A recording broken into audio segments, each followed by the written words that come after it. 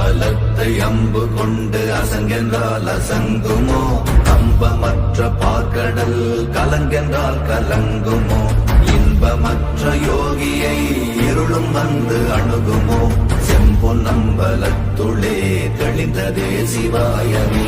ஓம் நமச்சிவாய ஓம் நமச்சிவாய ஓம் நமச்சிவாய ஓம்